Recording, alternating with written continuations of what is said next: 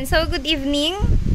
Meron tayong brand new na My First tablet. Ayan siya. Ito yung recommended natin for girl. And then, this one naman yung para sa boy. But actually, itong color na to, unisex siya for me. Pwede rin siyang pang girl. Okay, if gusto ni mommy, pwede yan. Or ni daddy. Ayan. So, kung meron tayong brand new, meron din tayong pre-love na available. Ayan naman siya. Okay? So, pwede to sa mga nagtitipid din na mommies at sa mga gusto ay brand new. Ito naman yung recommended naman for you. Okay? So, sige, let's start. Ayan. Meron siyang backlight. Yan yung kagandahan din nito. So, pwedeng on and off, ha?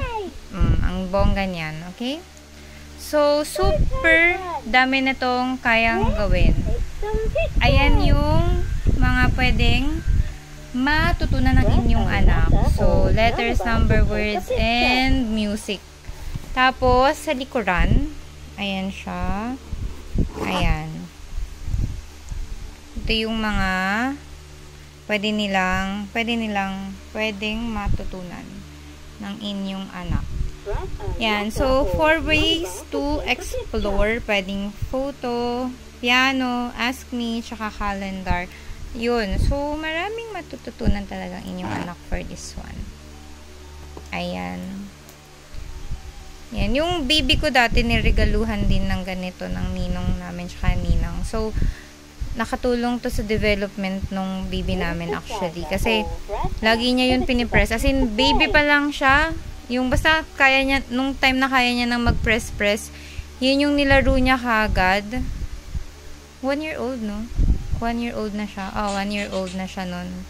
So, nung kaya niya na mag-press-press, ayan. Dito siya natuto mag-A, B, C. Tapos, ito yung piano. Kaya niya nagustuhan din yung music. Ayan. Ito yung nakatulong talaga sa kanya ng bongga. So, hindi ko sinasabing ganun yung mangyayari sa anak nyo, pero may possibility, diba? So, syempre, iba-iba din naman ng development yung anak natin.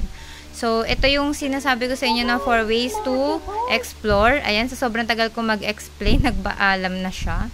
I-on ulit natin siya. Nakakaloka tong, di ba lang ako hinintay? Ano ba yan? Ayan. So, sige. Ano na natin to? So, ito yung photo, piano, and everything.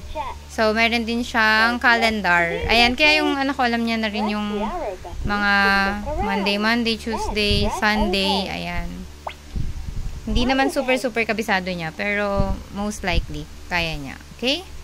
So, dun muna tayo sa pinaka-una. Ito, sige. So, ayan, calendar. So, ayan, Sunday. Ito yung arrow.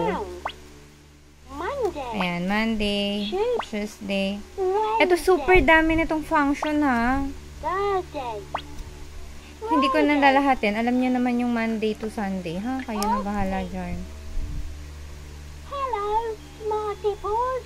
Let's play a question game. Ayan, question na naman. Anak ng pechay. Do you like singing or dancing? Press the arrow button to choose. Ay, nice. So, tatanungin yung anak niyo, nakakatuwa. Wait lang ha, ganyan ko. Nahirapan ako mag-press eh. Ayan. So, singing or dancing daw. So, pipili yung baby nyo.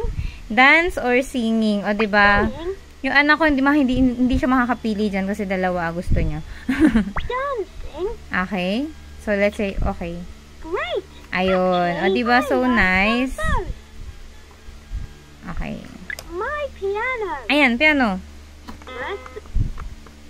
Yun lang nag-lowbat. Nag-lowbat yung ating demo. Nag-lowbat ang ating demo.